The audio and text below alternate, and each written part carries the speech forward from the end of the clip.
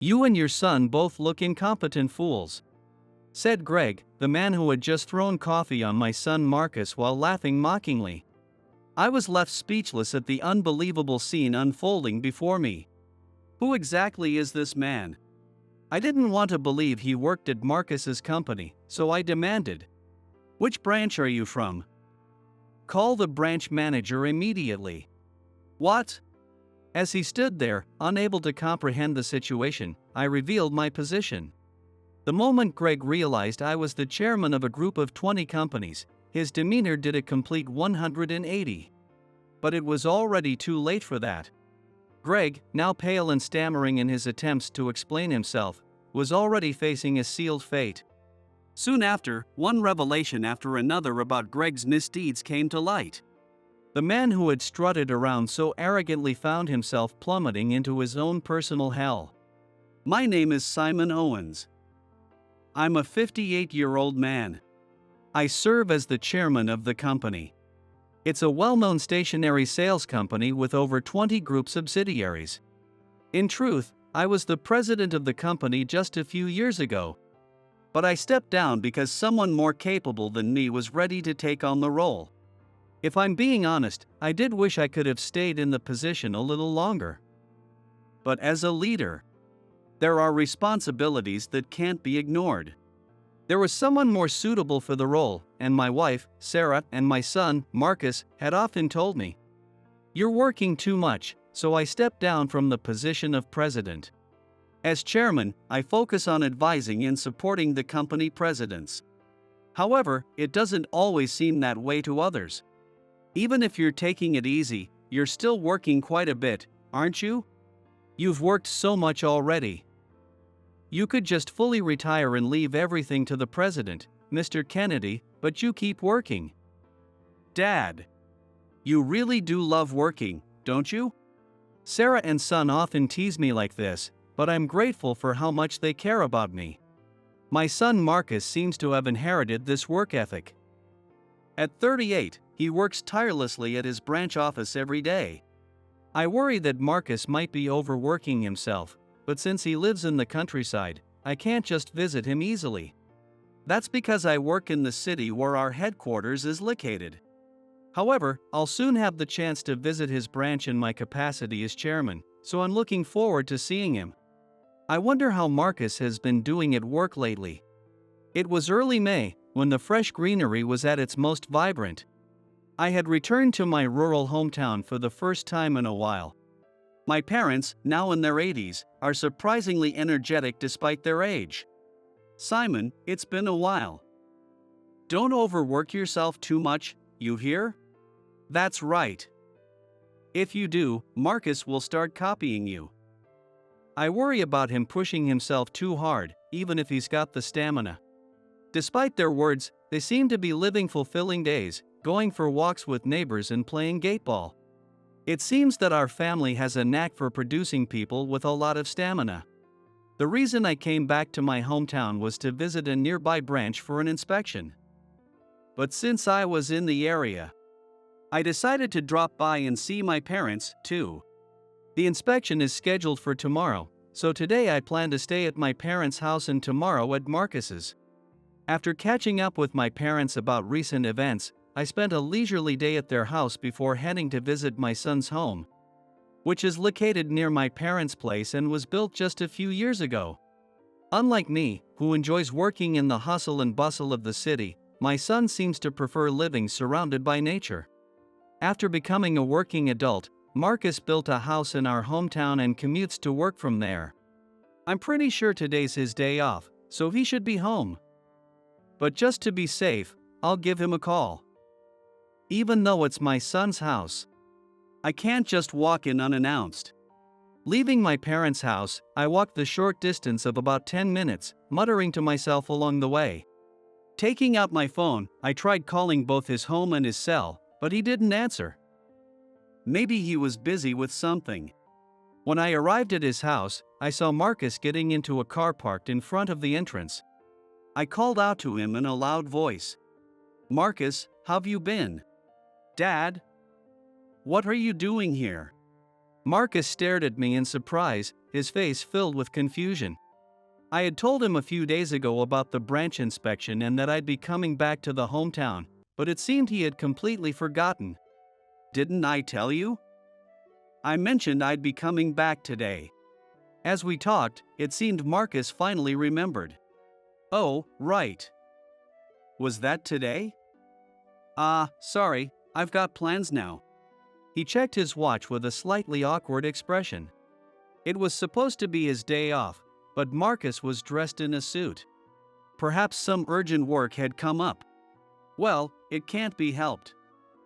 I'll just wander around the area for a bit. Yeah, I should be back by evening. Sorry again." I wondered what he was heading off to do, but I decided not to pry and simply watched him leave. Marcus got into his car and quickly disappeared from my sight. His complexion looked a bit off. Was he really okay? Later, after wandering around the local area aimlessly, I headed back to Marcus's house, timing my visit to match his expected return. When he finally came home, he looked utterly exhausted. After being let into his house, I couldn't help but feel uneasy about his daily life as I took in the state of the room. Items were scattered everywhere, and there were piles of trash lying around. "It seems like you haven't been cleaning much. There's dust piling up on the shelves, and your desk is covered with stationery. Have you been too busy with work?" Seeing the pens and other supplies from our company carelessly tossed around filled me with a strange unease. Perhaps it was because I saw parallels between the products I nurtured and the son I had raised. Lost in thought, I barely noticed when Marcus changed into casual clothes. He'd traded his suit for an apron and was now making a simple stir-fry. However, his movements were sluggish, clearly affected by fatigue. "It's just been a bit hectic, but I'm fine. Anyway, I'm hungry, so I'll make dinner. You don't have to go out of your way. Wouldn't it be better to rest if you're this tired?" I voiced my concern, but Marcus didn't stop cooking. "It's fine, really. Besides, I've already started cooking, so if you don't stay for dinner, it'll go to waste." "All right, if you insist." Reluctantly, I agreed and began tidying up the scattered items on the living room table. A few minutes later, I sat with Marcus, eating the freshly prepared stir-fry and rice while watching TV. How many years had it been since I last shared a meal with him? Even though we only exchanged casual conversation, I felt a deep joy reconnecting with my son after so long. Afterwards, I watched Marcus clear the table and do the dishes while I idly stared at the television. The news was covering an issue about harassment by superiors in the workplace. On the screen, a male expert with a serious expression was expressing concern for employees in vulnerable positions. When bosses make unreasonable demands, it can be incredibly hard for regular employees. Using power to harass subordinates is unacceptable. Ideally, employees should feel comfortable raising an SOS, but the more serious ones tend to internalize their struggles. As the words echoed from the TV, my eyes wandered to the untidy room and then to Marcus's back. I couldn't help but wonder, was my son truly okay? Glancing at the corner of the room, my eyes fell on a calendar, crammed with handwritten schedules. The next morning, dressed in a suit, I headed to the branch office. As chairman, I had a scheduled inspection today, something I had explained to Marcus in advance. Since it was a weekday, I had hoped to head to the office with him in the morning, but it seemed he was busy. Filled with anticipation, I woke up early, left my parents' house, and headed to Marcus's home, only to find that my son had already rushed out at the unusually early hour of 4 a.m. "You have a spare key, right? Feel free to relax here while you wait, but don't forget to lock up when you leave." I recalled his pale complexion as he walked out the door. It seemed like he hadn't recovered from his exhaustion. Was the work at the branch really this demanding? I couldn't shake the uneasy feeling, but I knew I'd get answers once I saw things for myself. Carrying this lingering concern, I left Marcus's house a few hours later and headed toward the branch.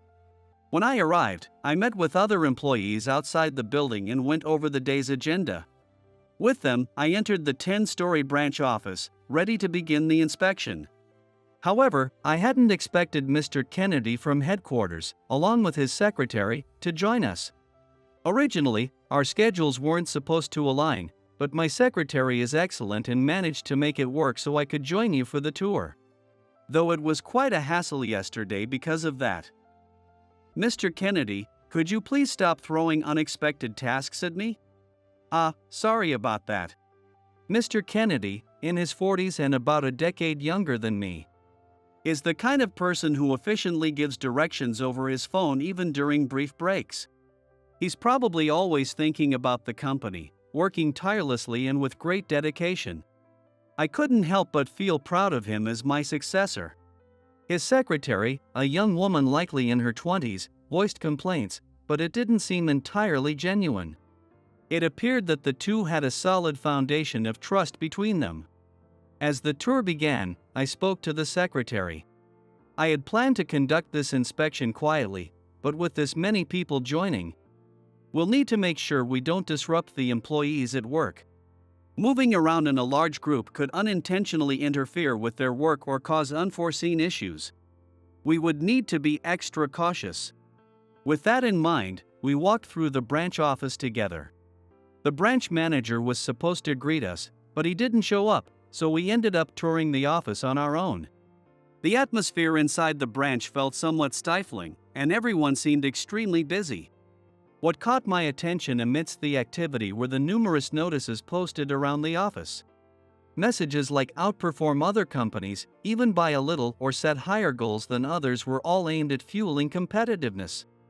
At first glance, the notices seemed like a good idea, but the employees didn't appear to view them favorably. Some looked at them with annoyance, while others glared at them with resentment. Observing this, we decided to move from the first floor of the branch to the second floor. When I stood in front of the elevator, there was a sign that read "out of order." Since there was no other choice, we decided to use the stairs to check each floor. For us, a group of older individuals, climbing stairs was quite exhausting. May I take a short break? I injured my foot recently. To make matters worse, one person was moving slowly due to an injury. I couldn't let him move alone, so I decided to accompany him. We asked the others to go ahead while I supported him and climbed the stairs slowly, eventually reaching the second floor. Seeing that he was out of breath, I helped him to a bench nearby. I noticed a vending machine close by and bought 2 cans of coffee. I thought it might ease his mind if we didn't just sit there doing nothing. I'm so sorry for causing trouble like this. Don't worry about it. I'm getting older myself, and climbing stairs isn't exactly easy for me either. As we drank coffee and chatted to keep him from feeling overly apologetic, 2 employees walked past us. You're absolutely useless. There's no one more incompetent than you. You're already worthless, so you should be working twice as hard as anyone else. Forget about taking the next day off. One of them, a man in his 50s, was shouting angrily at the other. The other person was my son, Marcus. Marcus apologized with an apologetic expression, saying, "I'm sorry." Wondering what had happened, I called out to Marcus. "Marcus, what's going on?" Noticing me, Marcus looked surprised and exclaimed, "Dad. Don't worry, it's just a small mistake at work. I'm fine." Even so, no parent can help but worry about their child. The man resting nearby glanced over at us with an awkward expression and spoke up. "Should I step away? I've rested enough, and my foot is fine now." "You must be worried about your son. Are you really okay?" "I'm sorry, but please don't push yourself too hard." Understanding the situation, he thoughtfully left the area, looking back with concern. Though I was still a bit worried about him, my attention quickly returned to Marcus. Just as I was about to ask for more details, a man nearby let out a disgruntled remark. "Who the hell is this guy?" "That's my father, Simon." "And Dad, this is..." Before Marcus could finish introducing the man, his words were cut off. "Hi, I'm Greg." He introduced himself with an air of arrogance. So this old man is your father? I can see the resemblance. Greg sneered as he approached, reaching out toward me. He snatched the coffee from my hand and poured it over my son's head. You and your son both look incompetent fools. The sudden act of violence left my mind blank. It was an unbelievable sight. While my anger as a father burned inside me, as the chairman, I knew I couldn't ignore what had just happened. So, I spoke to Greg directly. Which branch are you from? Call the branch manager immediately. What? The reason I asked was simple. I couldn't bear the thought of someone like him working for our company. I hoped he was just a temporary worker from another branch. Tell me the name of the branch where you work and the name of your branch manager. Acting all high and mighty, what the hell are you even talking about? He stared at me blankly, clearly not understanding the situation. It seemed he hadn't realized who I was. I cleared my throat and revealed my identity. I am the chairman of this company. With a group of 20 companies under us, I don't expect you to recognize every executive's face. I won't fault you for not knowing me. But I cannot overlook harassment against our employees. So, will you tell me your branch manager's name? I don't particularly like emphasizing my position. But in this case, there was no other choice. I couldn't let Greg's actions slide. When I explained this, his face turned pale. I had no idea you were Mr. Owens. Please forgive my rudeness. He bowed deeply, his voice trembling. Greg pulled out a handkerchief, perhaps intending to clean up Marcus, but I stopped him with a gesture. Marcus, I'm sorry about the coffee. Are you all right? At this point, Greg's attempts to show concern were meaningless. I didn't want him touching my son. Please don't lay a hand on Marcus. I asked Marcus if there was a shower room nearby. When he nodded, I escorted him away to get cleaned up, leaving Greg behind. Make sure to dry your hair thoroughly so you don't catch a cold. I know, Dad. Do you have any idea how old I am? Marcus chuckled wryly as he walked away. Greg, left behind, wore an uncomfortable expression. Now, about my earlier question? Well. I fixed him with a stern expression. Greg mumbled, his mouth moving wordlessly, but no coherent response came. Greg, if you don't want to talk about yourself right now, that's fine. But in that case, I'd like to speak with the person in charge of this branch. Where are they? They were nowhere to be seen when we arrived. When I introduced myself at the reception desk earlier, I was told the branch manager was too busy to meet us. I assumed they were out handling urgent matters, but it seemed that wasn't the case. Do they have some unmissable business elsewhere? Greg hesitated, his eyes darting around before whispering in a barely audible voice. That would be me. What? What did you just say? I am the branch manager of this office. Hearing those words, I was so shocked that I couldn't find the right words to respond. A branch manager behaving this way, spewing such insults and pouring coffee on an employee's head? What on earth was going on with the working conditions at this branch? I suddenly felt a wave of anxiety. Greg, standing before me, hastily began making excuses. I heard the elevator was broken and thought it would be unacceptable to inconvenience Mr. Kennedy and Mr. Owens. I was confirming the situation with the maintenance staff when I happened to see Marcus and asked him about his progress. That's when things escalated. Given that one of our group members had a leg injury, addressing the elevator issue wasn't entirely wrong. But he had failed to manage his responsibilities while we were inspecting the first floor. As a branch manager, his competence was now in question. Not contacting us at all was already a significant mark against him. I don't want to be overly harsh about a single mistake, but this level of neglect from a branch manager warrants criticism. I apologize. I should have come to address Chairman Owens immediately. However, this was not the only issue I needed to raise. His leadership skills were also highly questionable. I recalled the earlier scene with Marcus. Thankfully, the coffee wasn't too hot, but but if it had been, Marcus could have been severely burned. Have you always treated employees this way? Such behavior is utterly unacceptable for someone in a leadership position. Greg trembled as he bowed his head. You're absolutely right. I deeply regret my actions and sincerely apologize. He loudly apologized to me, but I couldn't bring myself to trust his words. For now, I want you to focus on assisting Mr. Kennedy and the others. Don't worry about me. Yes, sir. After I gave my instructions, I watched as Greg hurriedly left the scene, clearly nervous. I then headed to find Marcus. In the branch's shower room, Marcus had cleaned himself up and was now wearing one of the spare suits provided by the office. I borrowed a meeting room and spent several minutes speaking with him. During this conversation, I approached Marcus not as his father but as the chairman of the company.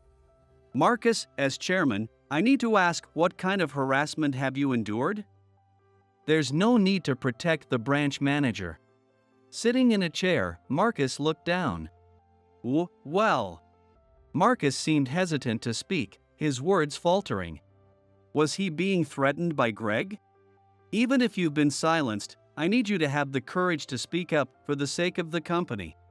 When I said that, Marcus looked at me with an apologetic expression. It's not that. I just didn't want to make you worry, Dad. It seemed he had kept quiet out of concern for me. Perhaps this was the consequence of me prioritizing work and putting Marcus on the back burner. Marcus might not blame me for it, but that only made the guilt weigh heavier on me. Thinking back, even his behavior the day before had seemed strange. Maybe I should have pressed him further at that time. This is for the other employees, too.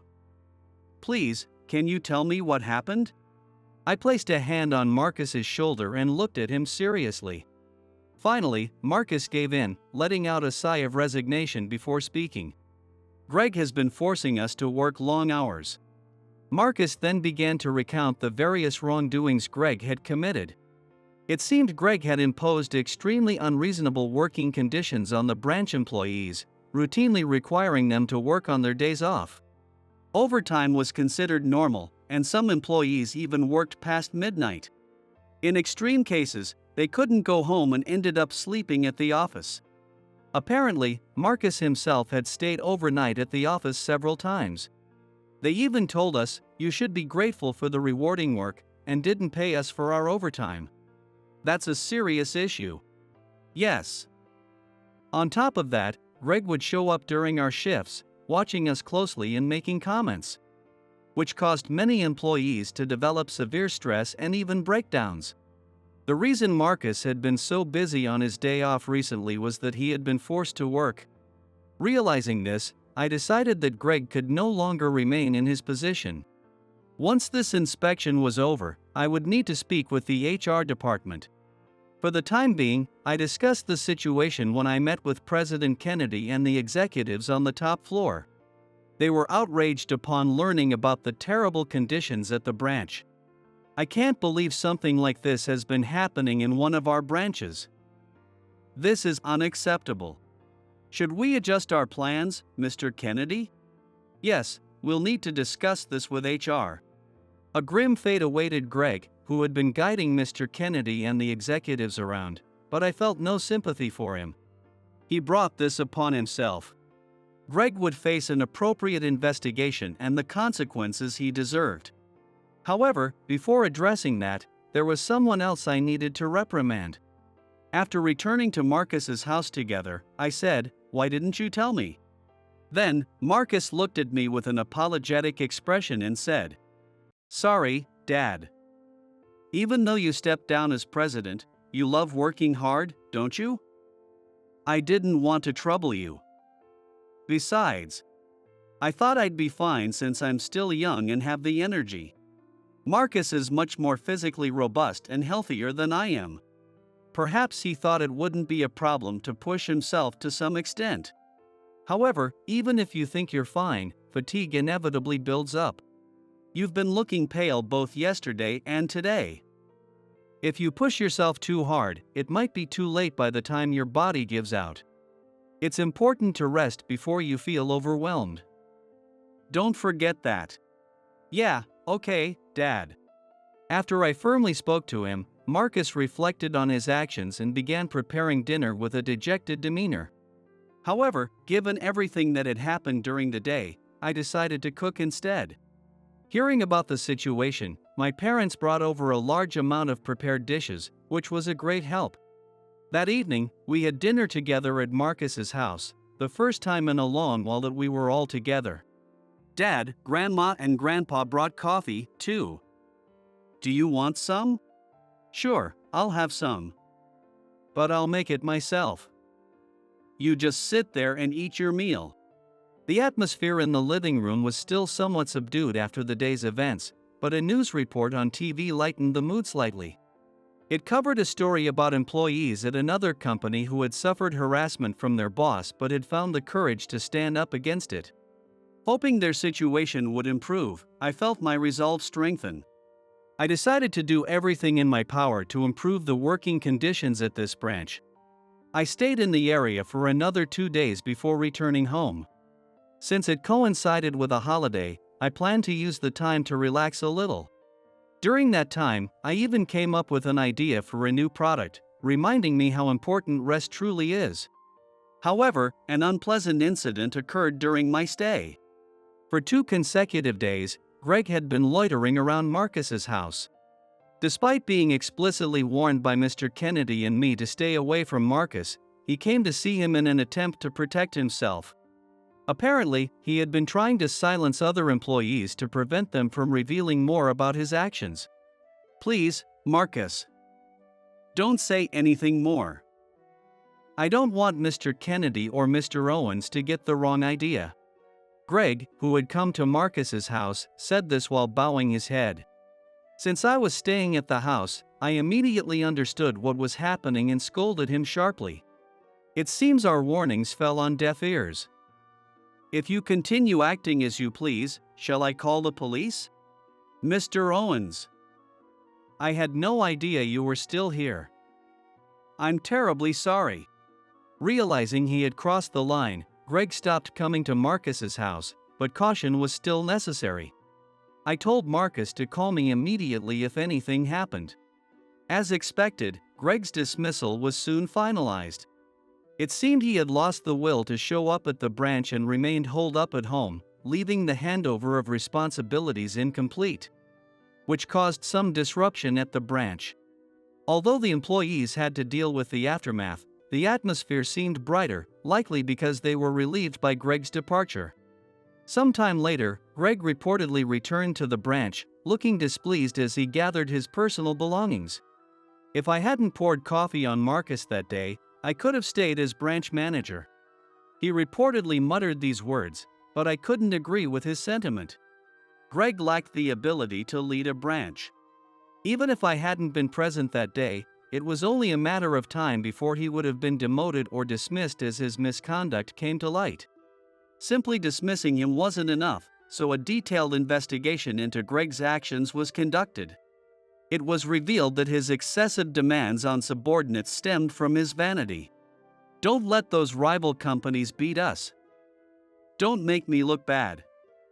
If you fail, I'll be the one laughed at. He had often said things like this to his employees.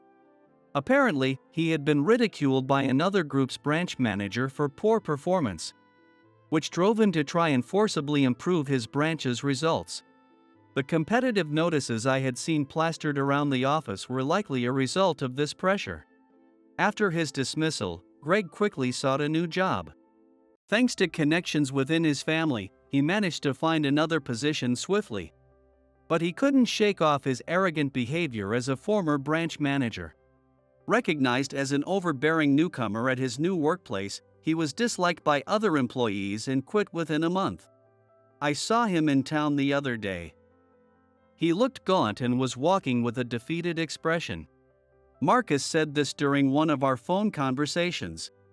On the other hand, it seems that without Greg, the branch employees are now thriving. Marcus mentioned that he has been able to properly rest on his days off. Getting a good night's sleep has cleared my head. I hadn't felt this refreshed in ages. I've realized how important proper breaks are. You were right, Dad. Knowing that he is working healthily every day is a great relief. The employees who had been stifled under Greg's management are now performing better than ever, and the branch's sales figures have improved. I'm glad the workplace has become an environment where they can work without hesitation. Going forward, I must ensure that no second Greg emerges by closely monitoring the education of those in leadership positions. As chairman, I will continue to do what I can while keeping a watchful eye to ensure employees like Marcus aren't pushing themselves too hard.